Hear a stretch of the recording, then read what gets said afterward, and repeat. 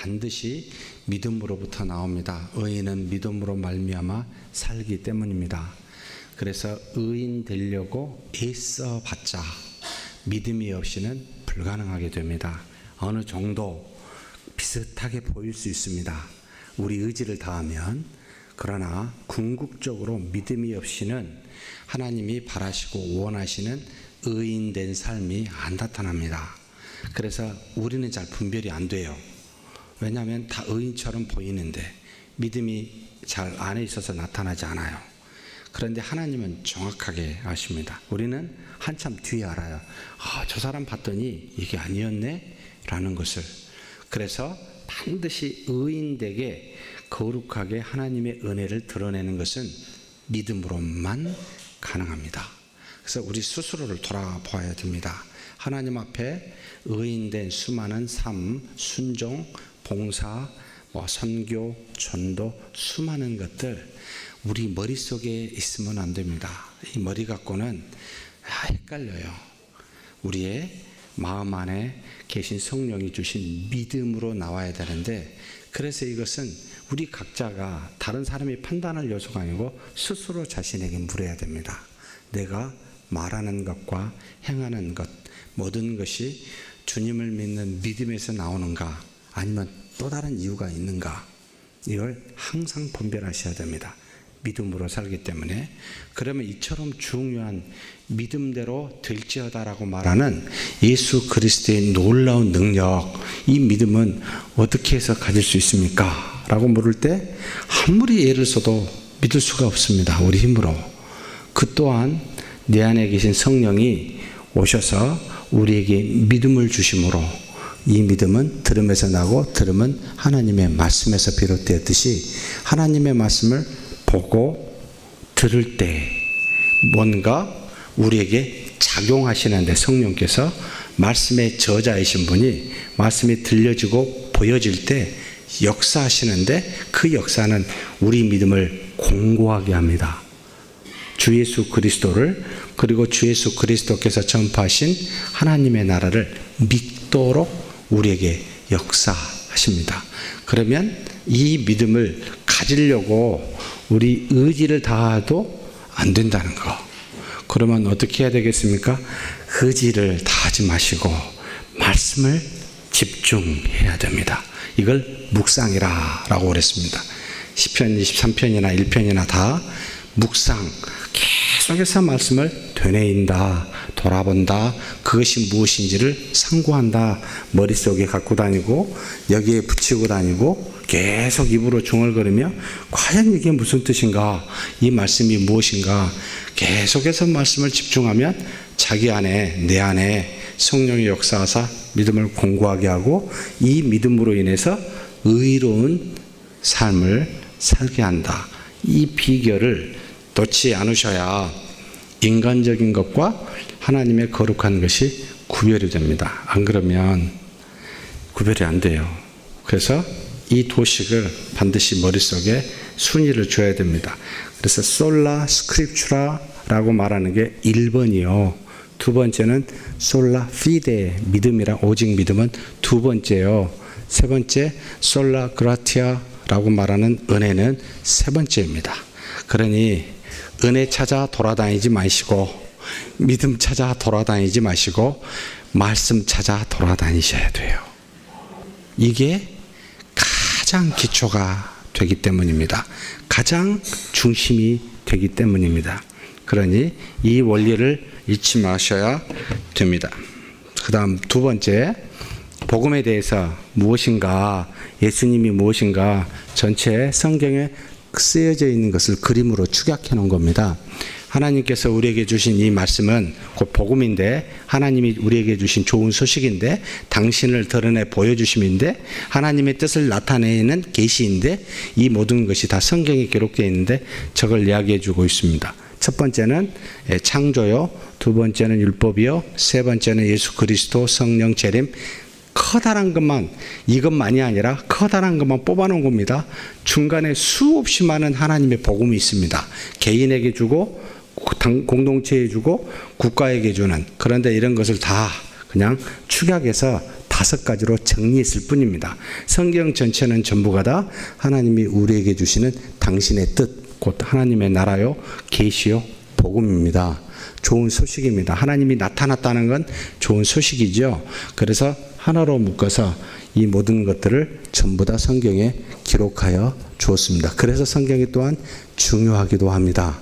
그런데 이 성경에 쓰여진 것이 이 세상의 창조 안에 하나님의 역사, 곧 하나님의 나라를 이루신 것만 쓴 게 아니고 옛날에 창조하기 이전 것도 에베소서 같은 경우는 기록되어 있어요.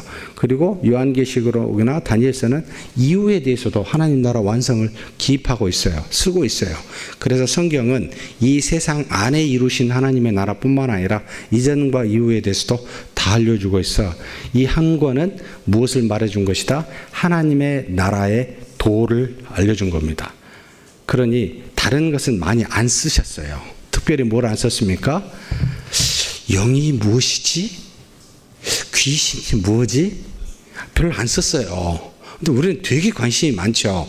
예? 우리 문화 속에 있는 이 무교 때문에 안 써놨습니다. 감춰놨습니다. 왜요? 이 하나님의 나라, 이 도가 가장 중요하기 때문에 이것만을 우리에게 알려주었습니다. 하나님의 장신에 대해서 쓰려면은 성경 이거 가지고 부족합니다.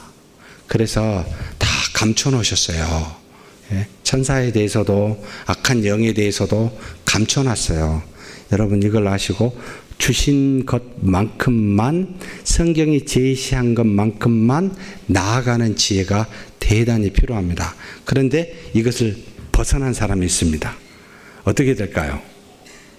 성경에서 말하지 않는 것을 말을 해요. 벗어나요. 어떻게 되죠? 예, 지옥 갈 가능성이 크겠죠. 잘못될 이단이 될 가능성이 대단히 높습니다. 대부분 이단이나 잘못된 사람은 성경에 있지 않는 내용들을 말을 하려고 합니다. 특별히 요한계시록을 많이 다룹니다. 여러분 요한계시록은 우리 이성으로 감당 불가한 내용들이 많습니다. 예를 들어서 이조시대, 조선시대에 비행기가 지나갔어요. 보고 뭐라고 쓸까요? 철갑을 두르고 있는 커다란 새가 지나가겠네? 라고 썼었겠죠.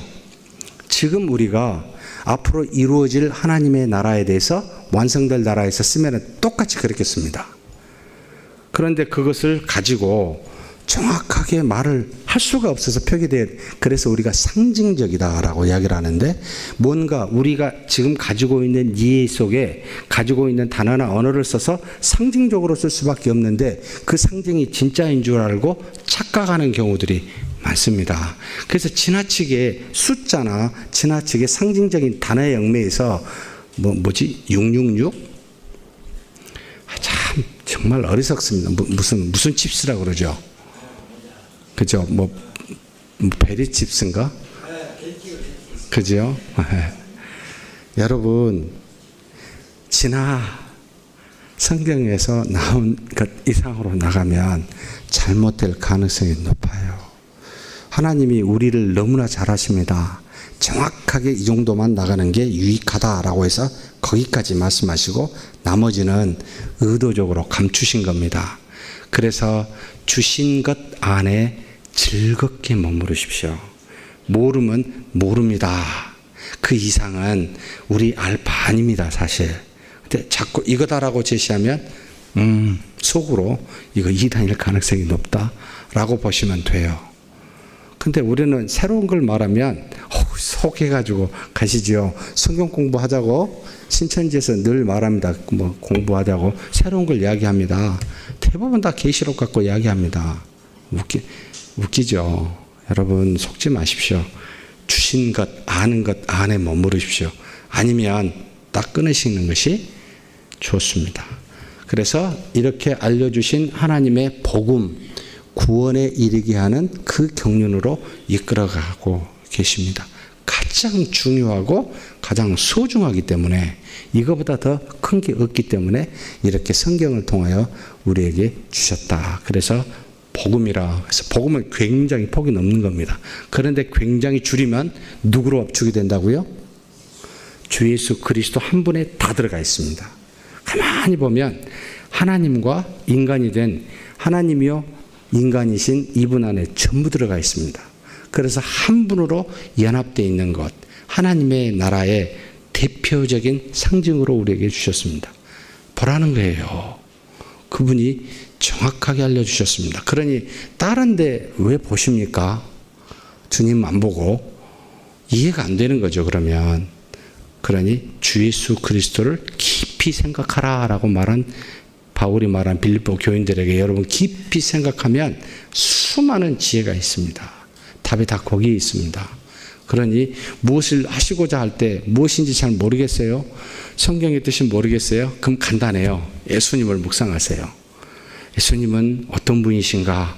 어떻게 말씀하셨는가? 어떻게 행동하셨는가? 보면 답이 거기에 있어요. 그게 우리에게 제시한 하나님의 나라이기 때문에 그렇습니다. 여기 혹시 질문 있으신가요?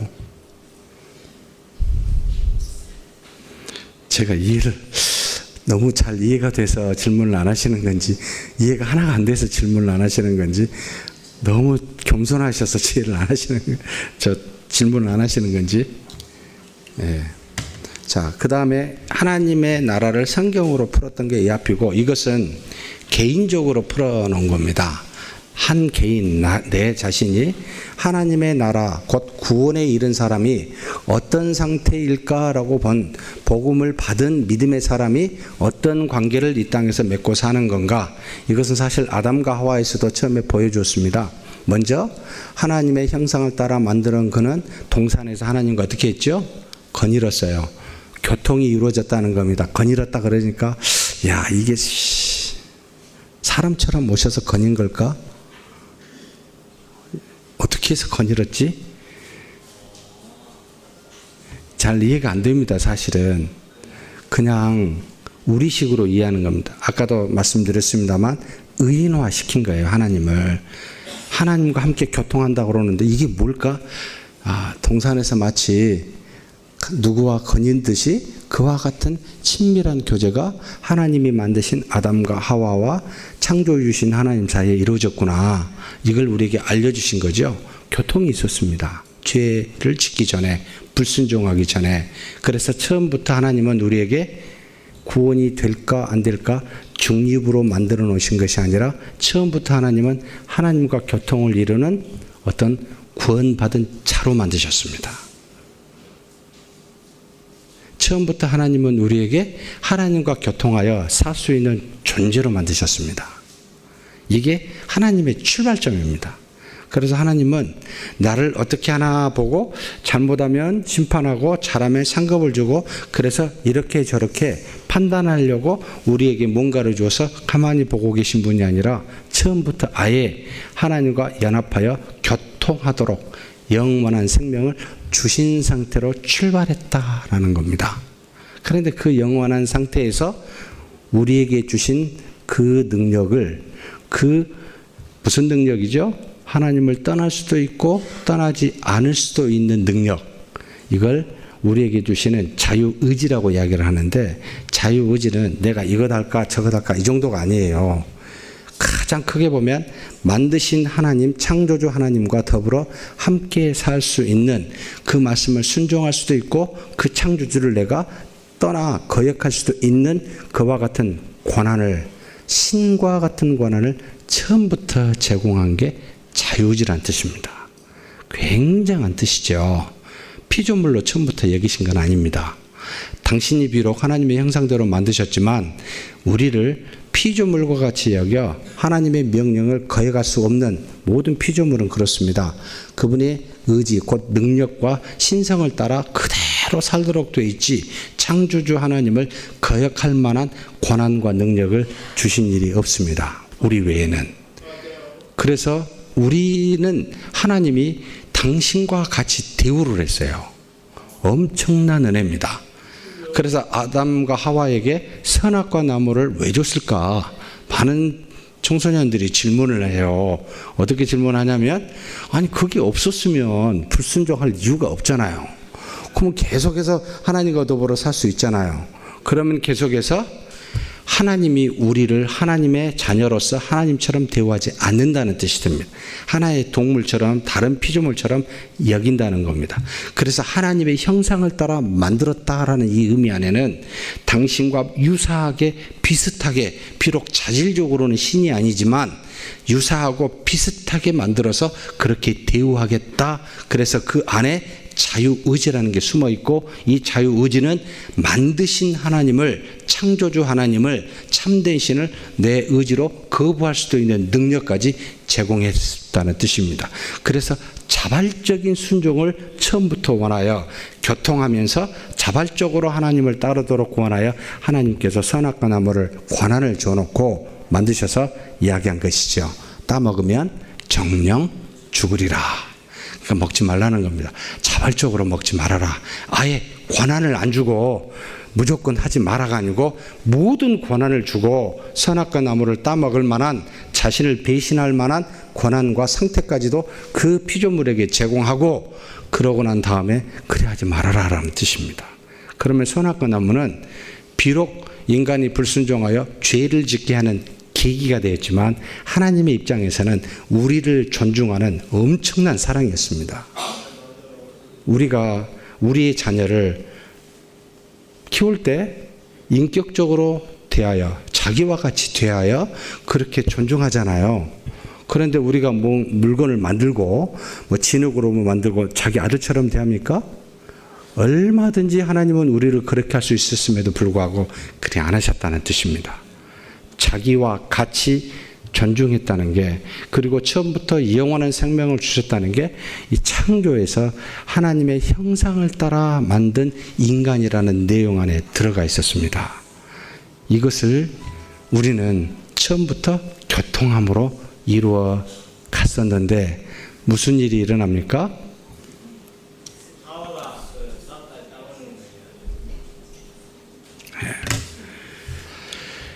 자, 자연이라는 처음에 하나님이 우리를 만든 상태, 자연적입니다. 완벽한 상태입니다. 보시기에 좋았습니다. 그래서 기뻤습니다. 죄를 지을 수도 있고 죄를 짓지도 않을 수 있는 상태입니다. 퍼펙트한 상태입니다. 하나님 보시기에 너무 좋았습니다. 그런데 이렇게 존중하여 만든 우리가 명령을 어기게 되죠. 불순종하게 됩니다. 따먹지 말란 선악과 나무를 따먹게 됩니다. 그러니 그 불순종으로 인하여 어떻게 됩니까? 죄인이 되었습니다. 참 인류 역사의 불행의 시작이 된 거죠.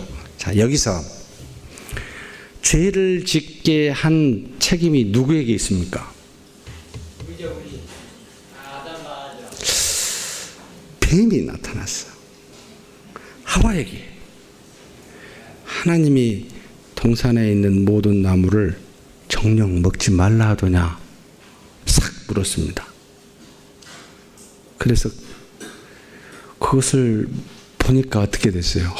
이게 보암직도 하고 먹음직스럽기도 하고 지혜를 줄 만한 선과 악을 알 만한 이게 아주 좋게 보였습니다. 그래서 하와가 따먹고 자기만 따먹는 게 아니고 아담에게도 주었습니다.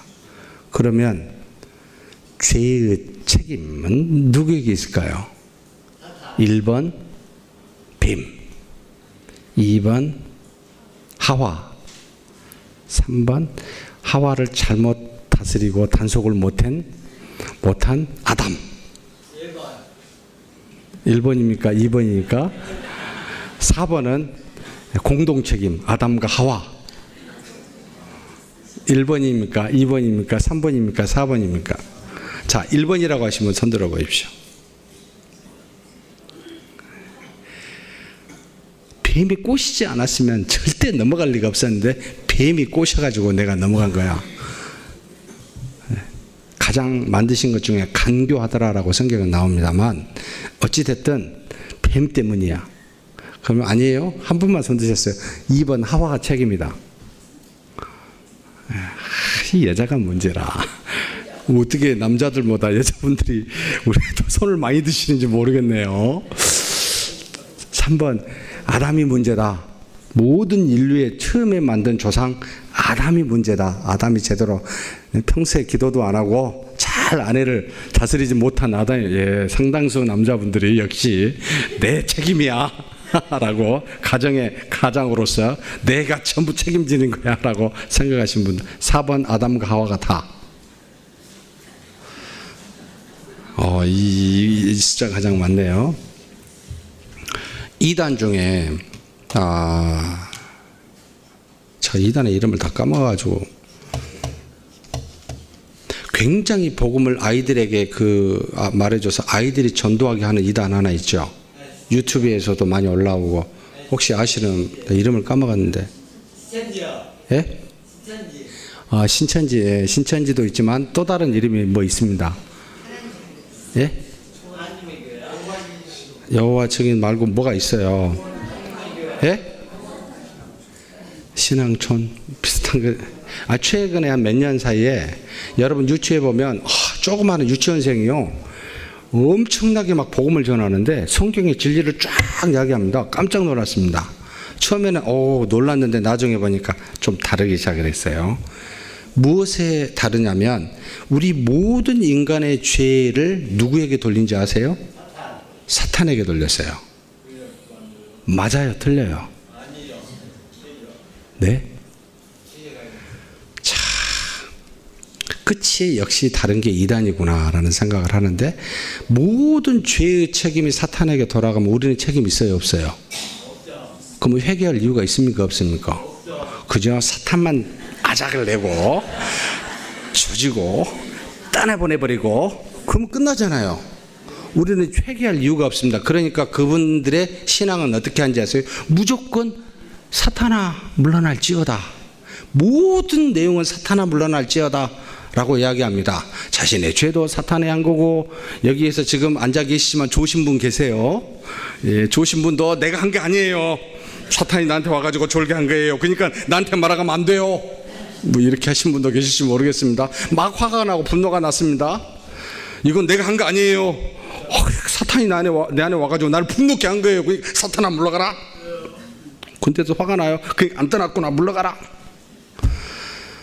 뭐 하십니까? 정말 참 놀랍습니다. 여러분, 성경이 그렇게 말합니까? 하나님께서 사탄에게 한 만큼의 징벌을 주지만 죄의 책임은 유혹해 하는 사단이 아니요 죄를 짓는 납니다. 왜 나한테 물은지 아십니까? 얼마든지 죄를 물리칠 만한 처음부터 능력을 주셨기 때문입니다. 처음부터 영생을 주셨고 하나님을 따라 살 수 있도록 하나님의 형상을 처음부터 주어 얼마든지 사탄이 나에게 말해도 내가 이길 수 있도록 우리에게 능력을 주셨기 때문에 사탄이 아무리 말해도 자식 웃기고 있네요, 가라 라고 말할 수 있는 우리에 있어요. 그래서 하나님이 우리에게 물으셔요. 이 책임은 너에게 있어요. 나에게 있다라는 뜻입니다. 악한 영이 밖에서 뭐라고 할 수 있어요.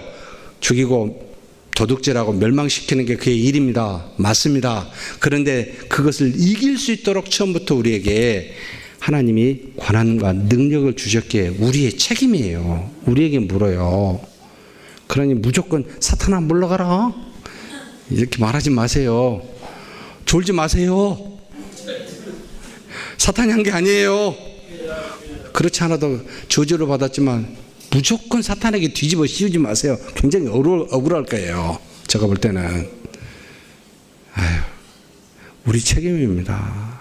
우리의 잘못입니다. 자연이라는 것은 하나님이 우리에게 다 제공했다는 겁니다. 하나님의 말씀을 순종할 만한 능력이요, 불순종할 만한 능력을 전부 다 제공한 자유의지의 상태라는 거. 그래서 우리에게 심판하신다는 말이 가능하게 된 겁니다. 처음부터 안 주고 그랬다면 여러분 만물을 심판하신다는 말이 있습니까? 없어요. 만물은 그들이 통곡, 신음하여 탄식하는 것으로부터 저주입니다. 우리로 인해서. 구원하신다라고 말하지 심판하신다는 말을 하나도 안 씁니다. 우리한테 씁니다. 우리한테. 그럴 만한 능력을 제공받은 우리가 있기 때문에 어찌하여 계속해서 무교의 영향을 받아가지고 무조건 영의 것이 육체의 것에 영향을 미치는 이 무교의 세계관 때문에 내가 생사화복, 참 우리 잘 쓰죠. 생사화복을 영향을 주는 이 귀신, 악한 영, 넘어지면 이게 분명히 뭔가 귀신이 한 거야. 그냥 잘못 보고 넘어진 게 아니에요. 예? 이렇게 생각하게 해요. 지금 자꾸. 우리 자신의 잘못을 돌아보십시오. 어찌하여 자신의 죄를 비록 악하지만 악한 영에게 뒤집어 씌우십니까? 안 씌워집니다. 하나님이 우리에게 물으십니다. 그러면 악한 영이 우리한테 들어오는 일은 신자에게는 없어요. 신자가 아닌 사람에게 들어가게 되면 무슨 현상이 일어납니까? 하나님과 더불어, 이웃과 더불어, 또는 사람과 더불어, 자연의 피조물과 더불어 교통하는 것을 단절시키는, 보고 듣고 말하고 하는 것을 딱 이상하게 만듭니다. 한번 귀신이 들어간 모든 사람을 전부 뒤져보십시오. 복음서에. 그런 식으로 이상하게 만들어놔요. 교통을 못하게 하는 것이 악한 영의 근본적인 역할입니다. 그 죄의 뜻은 뭐죠? 어긋나게 한다는 거예요. 교통을 막는다라는 뜻이에요. 죄는. 그럼 악한 영이 와서 하는 일은 주변에 만드신 모든 세계를 단절시켜버린다는 거예요. 그래서 안 들리거나 말을 못하거나 안 보이게 만듭니다. 근데 우리 신자에게 들어올 수 있겠습니까? 못 들어옵니다. 못 들어오면 뭐합니까? 밖에서 울부짖습니다. 우는 사자처럼 유혹합니다. 넘어지라고. 넘어지는 건 나예요. 돌이 있어서 잘 보고 넘어가면 돼요. 안 보고 가다가 넘으면 내 책임이지. 돌 책임이라. 이놈의 돌이 왜 내 앞에 있지? 라고 말하시겠습니까? 아니잖아요. 악한 영이 우리를 유혹할 수는 있지만 얼마든지 넘어갈 수 있는 능력이 우리 안에 있습니다. 그런데 이것을 처음부터 주셨습니다. 처음부터. 불순종하여 단절이 되니까 곧바로 죄인이 되어버렸습니다. 왜 그렇습니까? 곧 하나님의 말씀에 불순종은 무슨 현상을? 모든 걸 끊어버린 현상을 나타납니다. 아까 여기 말한 여기에 하나님과의 관계가 단절이 되었습니다. 에덴 동산에서 쫓겨납니다. 사람 아담과 하와가 어떻게 됩니까? 곧바로 아담이 뭐라 하는지 아세요? 하나님께서 주신 저 여자가 나를 먹게 했다고. 아까 말씀하신 대로 가정의 책임은 나야 라고 생각하고 제가 잘못했습니다. 100% 제 잘못입니다 라고. 이게 교통인데 바로 끊어집니다. 남의 핑계를 바로 대게 되어 있습니다. 불순종한 죄의 모습은 절대로 자기 탓을 안 합니다. 반드시 남의 탓을 이야기합니다. 하나님이 주셨잖아요. 여자의 인간의 관계가 깨뜨려진 게 죄를 짓자마자 나타납니다. 자연과는요, 하나님께서 동산에 거닐면서 교통할 때 하나님의 형상을 가진 우리에게 모든 만물을 불러다가 앞에 세웠습니다. 왜 그렇습니까? 이름을 지으라고. 하나님을 대리자로 대신하여 대리자인 우리, 하나님의 형상을 가진 우리, 만물이 우리를 두려워합니다. 그래서 만물을 다스릴 수 있는 권한을 줬기에 이름을 다 지으라는 거였습니다. 교통이 이루어졌다는 거죠. 경작한다는 겁니다. 지킨다는 겁니다. 다스린다는 겁니다. 그런데 범죄하자마자 어떻게 돼요? 단절이 됩니다. 그래서 저주를 세상이 받아서 어떻게 되죠? 사람의 수고한 대로 열매 맺지 못하고 각기 저주를 받아서 하나님이 처음에 만드시지 않는 가시와 엉겅퀴를 추후에 나타나는 현상이 일어납니다. 만드시지 않은 것들이 나타납니다. 열심히 일한 만큼 먹어야 되는데 꽝일 때가 있습니다. 땅이 저주를 합니다. 그 다음에 만드신 모든 피조 세계가 자연의 법칙에 따라 돌아가야 되는데 이제는 먹이사슬처럼 약육강식으로 누군가를 잡아먹는, 처음부터 어떤 피조물도 육식이 없었습니다. 전부 다 채소나 열매 맺는 과실을 먹게 돼 있었습니다. 그런데 이런 현상이 일어남으로 말미암아 자연이 드디어 만물의 영장, 관계가 깨지니까 만물의 영장이라고 말하는 하나님의 형상을 담은 인간을 해하기 시작을 합니다. 자연재해가 오기도 하고 때로는 야생동물로 의해서 감히 하나님의 형상을 가진 인간이 피해를 보는 일들이, 관계 단절이 바로 완전히 깨어져 버린 상태가 죄악된 상태라. 그래서 신음합니다. 자연도 원래의 뜻에 따라, 하나님의 그 뜻에 따라 가는 것이 아니라 인간의 죄로 말미암아 단절된 상태, 그 죄, 그 저주 때문에 신음하고 있습니다. 언제 회복되겠습니까? 탄식하며 로마서 8장에 그날을 기다리는데 언제 이겠습니까? 하나님의 영광의 아들들이 나타나기를 기다리는 재림 때입니다. 완전히 모든 세계가 바뀔 때입니다. 이때를 기다리고 저게 다 깨졌다는 거예요. 여러분, 이게 죄악된 상태. 그러면 이게 회복된 상태는 다시 뭘 말하겠습니까? 하나님과 이웃 사람과 자연과 완벽하게 조화된 상태가 아니겠습니까? 근데 어찌하여 가만히 우리 관계나 우리 성도님들을 가만히 이리 보면은 하나님과 관계는 잘한 것 같은데 사람과 관계가 안 되고 있네요. 어떤 분은. 이게 뭐지? 이게 왜 그렇죠? 편식하는 거예요, 지금. 믿음이 있지만 믿음이 온전한 역사를 이루지 못하고 뭔가 치중돼 있어요. 또는 자연과의 관계는 안 되고 있어요. 너무 사람을 좋아하고 자연하고는 그냥 등지고 삽니다. 아니, 왜 쥐를 보고 놀라십니까? 뱀꼬리만 보고도 놀라시는, 우리 딸은 그 바퀴벌레 봐가지고 실급을 해가지고 그 놀라는 것 때문에 내가 놀라가지고. 왜 놀라세요? 여러분, 하나님이 만드셨어요. 물론 징그럽긴 하지만 여러분, 하나님이 만드신 온전한 세계, 하나님과 사람과 자연이 믿음이라 말미암아 전부 회복되어 교통하게 되어 있습니다. 이게 완전한, 하나님이 보시기에 완전한 신자의 모습이라 이미지가 그려져요. 에덴 동산에 그래야 했거든요. 근데 지금 그러십니까? 라고 물을 땐 지나치게 사람만 생각하는 사람, 지나치게 하나님만, 하나님 생각하는 건 좋은데 다른 건 그냥 안중에 없어요. 또 지나치게 자연만 생각하시는 분 혹시 계신가요? 너무 자연을 사랑해서 나는 자연과 버타겠다고. 우리 장로님 중에 누군가 들어가셨는데 꼭 그래서 가신 건 아니겠죠? 농담입니다만, 여러분, 이 세 가지가 조화를 이루며 사는 게 일주일간의 모습이어야 됩니다. 그래서 주일은 하나님과 더불어 연합하시고 나머지 6일은 이웃과 더불어서 연합하십시오. 사람뿐만 아니라 만드신 피조세계. 그래서 초록색 자주 보셔야 됩니다. 너무 자주 보시면 또 좀 그렇고 조화롭게 보셔야 됩니다. 이게 완벽한 상태인데 이걸 깨뜨려진 게 바로 죄인의 상태라는 겁니다. 그래서 자연의 상태에서 죄인으로 추락을 하게 됩니다. 그러면 이 죄의 상태에서는 어떻게 바뀔까요? 하나님의 자연인 상태에서는 하나님의 말씀을 순종할 수도 있고 순종하지 않을 수도 있는 자유의지라는 게 있는데, 하나님께 불순종하자마자 이 자유의지는 지금 사라져 버렸습니다. 지금 저와 여러분은 자유의지가 없습니다. 무슨 의지가 있는지 아십니까? 우리가 과거에 그리스도를 알기 전에는 무슨 의지? 노예의 의지라고 이야기합니다.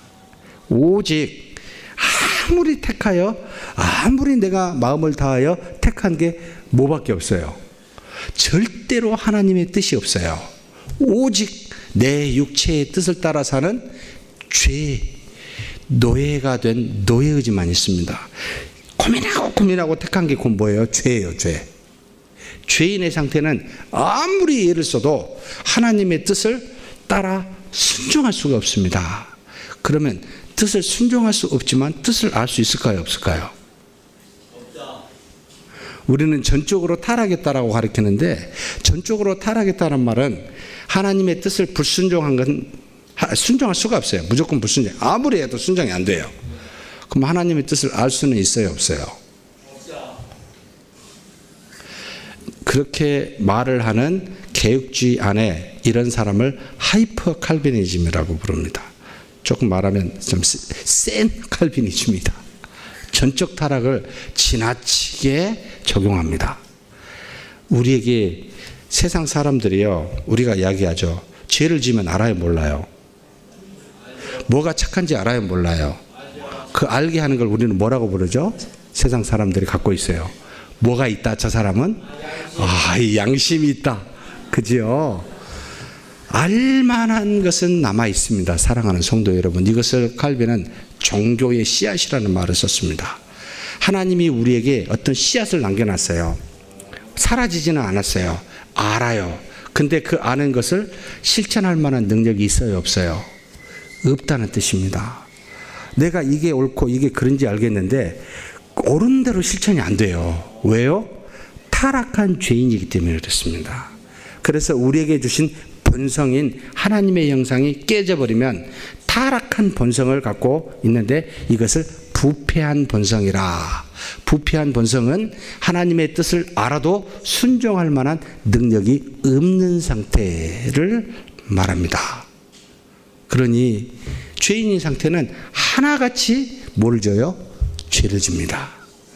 하나같이 의를 지을 수가, 행할 수가 없습니다. 그것을 명명백백하게 알 수 있도록 이스라엘 백성, 택한 백성입니다만 뭘 줬지요? 율법을 줬습니다. 율법을 주고 율법을 지킬만 할 수 있는 율법이었습니까? 없는 율법이었습니까? 율법의 문제가 아니라 율법을 지킬 만한 능력이 없는 이스라엘 백성의 상태가 문제였습니다. 아무리 하나님의 뜻을 알아도 지을 수가, 이것을 순종할 수가 없었어요. 그래서 하나님이 뭘 마련해 놓으셨어요? 제사하면 제사를 만들어 놓으셨잖아요. 아신 겁니다. 그러면 율법은 온전합니까? 온전하지 않습니까?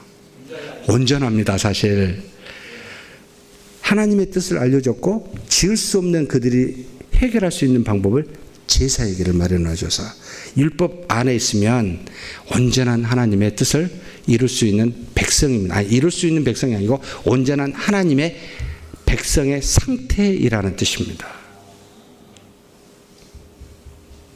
그러면 우리 의지로 아무리 하나님의 뜻을 알아도 행할 수 없는 우리, 결국 어떻게 하셨죠?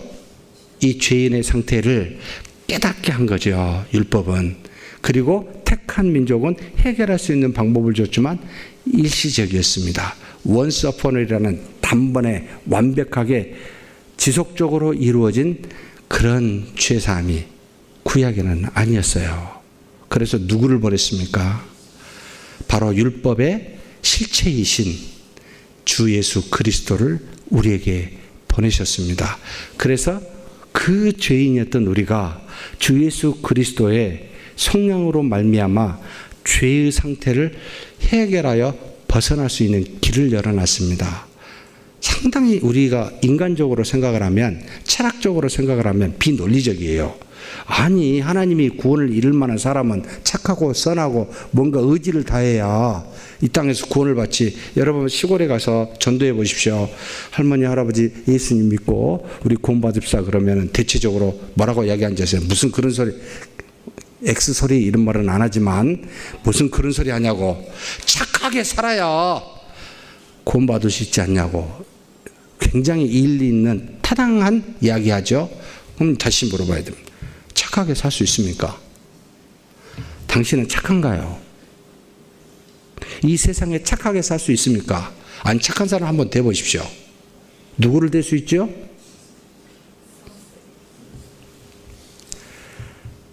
현실은 아니잖아요. 그래서 결국에는 이 땅에 누구도 하나님의 영광에 이를 만한 사람이 없기 때문에 누가 오실 수밖에 없습니까? 하나님이 오실 수밖에 없었습니다. 바로 독생자라는 이 주 예수 그리스도가 필연적으로 올 수밖에 없었습니다. 이 문제를 해결하기 위해서는 인류 누구에게도 안 되기 때문이었습니다. 당신 스스로가 이 땅에 오신 겁니다. 그래서 그것을 하나님의 사랑이라고 부르고 있습니다. 이걸 생각하면 얼마나 감격스러운지 모릅니다. 당신이 직접 오신 겁니다. 그래서 그 문제를 해결하시기 위하여 우리와 똑같은 상태인 인간이 되어서 사시다가 그대로 모든 짐을 짊어지시고 죄를 지지 않았음에도 불구하고 죄를 속량하셨습니다. 죄를 물은 거죠. 모든 사람의 죄를 내가 대신 지겠다는 겁니다. 질 만한 자격이 하나님이셨기 때문에, 죄가 없었기 때문에 가능했던 겁니다. 그래서 그 주 예수 그리스도가 속량할 뿐만 아니라 이건 반쪽짜리밖에 안 돼요. 이런 상태에 우리 모든 사람의 죄 사함을 줬을 뿐만 아니라, 그러면 죄가 이제 사함을 받았죠? 그러면 사함을 받은 사람은 영원히 살 수 있습니까? 그건 아니에요. 심판을 면하는 것만 우리는 받을 수밖에 없어요. 죄를 묻지 아니하시니까, 대신 예수님이 짊어졌으니까. 이건 그래서 반쪽짜리예요, 구원이. 그래서 그분이 또 다른 걸 보여주시죠. 죄 사함을 얻도록 하기 위하여 십자가에 죽으셨을 뿐만 아니라, 죽으시고 난 다음에 어떻게 하셨습니까? 3일 만에 부활하셨습니다. 무슨 말입니까? 하나님을 믿는 모든 사람은 죄 사함을 받은 정도에 그치는 것이 아니라 하나님의 아들로서 하나님과 같이 이 예수님이 죽음에서 부활하심을 보여주어 우리로 하여금 영원히 산다는 것을 싹 보여줬습니다. 정말로 놀라운 일이죠. 피조물이 다른 말로 표현하면 신이 되었다는 뜻입니다. 이 부활의 사건은. 이것을 어떻게 이루셨습니까? 우리에게 성령이 내주하심으로, 영원하신 분이 영원하지 않는 우리에게 내주하여 지금 안에 계심으로 우리로 하여금 영원히 살 수 있는 생명을 주었다. 이걸 영생이라고 말합니다. 죄에 사했을 때만 이 성령이 임하여 우리로 하여금 영원한 생명에 거할 수 있게 했습니다. 안 그러면 성령이 우리 안에 오시면 죄 사함이 안 되면 어떻게 되겠습니까? 그 자리에서 죽습니다. 구약에서 보여주었듯이 죄를 너무나 미워하신 하나님이기에 그 자리에 죽을 수밖에 없었기에 당신이 직접 오셔서 죄사함을 이루시고 보혜사를 또 보내사 우리에게 내주하심으로 하나님의 자녀되게 하는 엄청난 일을 이루었습니다. 자, 그러면 자연인에서 죄인으로 추락했다가 죄인에서 그렇게 구원받은 언약인이라고 제가 지칭을 했는데, 이 언약인은 하나님이 언약으로 택한 백성에게 그리스도의 죄사함과 성령의 내주하심에 이 두 가지 은혜를 주심으로 하나님의 자녀되게 했다. 그래서 언약이라고 불렀는데, 자연인으로 회개일까요? 자연인으로 회개 아닌 그 이상의 어떤 것일까요? 이제사 여러분이 이해가 되시죠? 아, 내가 자연인으로 아담과 하와의 상태로 복귀하는 게 아니구나. 훨씬 그 이상입니다.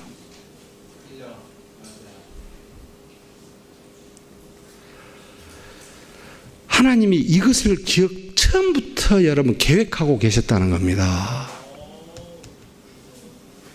그러면 창조는 구원의 출발점이었어요. 정말 놀랍습니다. 하나님이. 이야, 훨씬 더 큰 하나님의 그 언약 구원이라고 말하는 그 하나님의 나라를 생각하고 출발하신 겁니다. 창조하시고, 창조하면 애들이 분명히 나를 불순종하겠지. 그래서 이미 택하였고 주 예수 그리스도와 서로 구원 협약을 맺어서 주 예수 그리스도로 속량할 그 예수님이 십자가에 죽으심을 이미 계획하셨고, 그 이루신 것을 보혜사로 아버지가 약속하사 우리에게 보낼 보혜사로 이미 창세 전에 계획하여 플랜을 짜신 겁니다.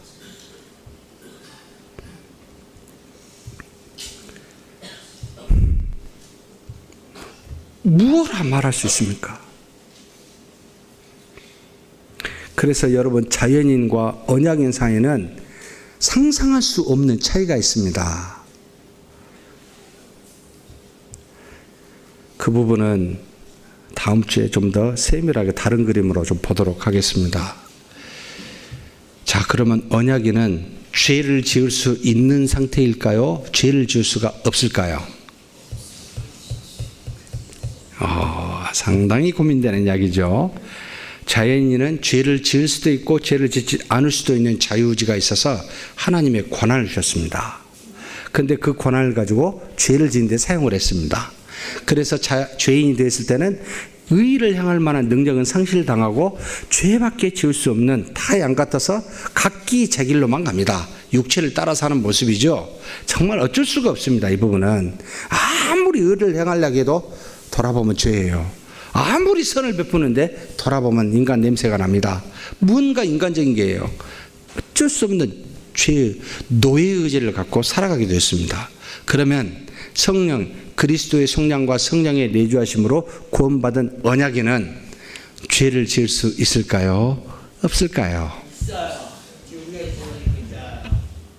네. 죄를 지을 수도 있고 없을 수도 있으면 우리는 자연인으로 돌아가는 겁니다. 근데 그 이상이라고 그랬죠. 죄를 지을 수가 없습니다, 여러분.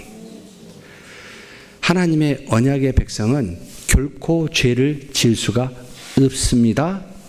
단 조건이 하나 있습니다. 영으로는, 육으로는 말고 영으로는 하나님과 절대로 떨어질 수 없는, 하나님과 단절될 수 없는 상태, 아무리 뭘 써도 하나님으로부터 떨어져 죄인이 될 수 없는 우리는 의인입니다. 이게 영으로이라는 거예요. 그런데 육체로는 죄를 간혹 짓습니다. 영을 따라 살지 못하여 육신의 소욕을 따라 살면 죄를 짓게 됩니다. 그래서 로마서 7장에 바울이 고민하고 고뇌하면서 이야기하죠. 오라 나는 공고한 사람이로다. 내 영은 하나님의 법을 즐거워하는데 내 육체는 아직도 죄의 법을 따라가는 또 다른 나를 보고 정말 내가 공고하도다라고 말합니다. 영은 아무리 애를 써도 구원에서 벗어날 수가 없는데 그 거듭난 새로운 피조물이 된 우리는 아직도 육체의 소욕, 이 습관이 남아있어서 그렇게 따라가. 그걸 짓고 난 다음에 아이고 잘못했습니다라고 고백하는 연약한 이 육신, 십자가에 죽였음에도 불구하고 지금도 죽이지 않고 살려서 내 맘대로 생각하고 행하는 그 육신의 소욕 때문에 아직도 영의 소욕을 따라 행하지 못하는 그런 공고한 상태가 지금 저와 여러분의 현재의 상태입니다. 그러면 구원받은 언약의 백성이 다시 죄를 지어 하나님과 떨어져 성령이 떠날 수 있습니까? 없습니까? 그제서야 이해가 되죠. 여러분, 이 땅에 어떤 죄를 지어도 하나님의 사랑에서 끊을 수 있습니까? 없습니까? 확실히 믿습니까? 다시 물어보죠. 자살했어요. 네? 구원에서 떨어질 수 있을까요? 없을까요?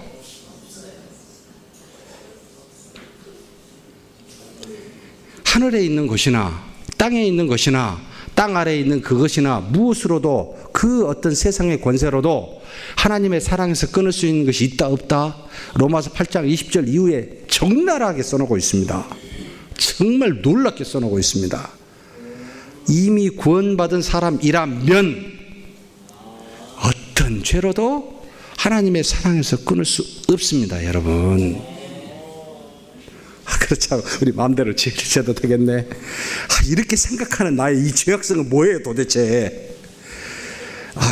참 한심하죠. 그렇게 생각하면 안 되잖아요. 아직도 육체의 소욕이 우리를 이끕니다만 여러분, 그것이 우리의 구원과 상관이 없어요.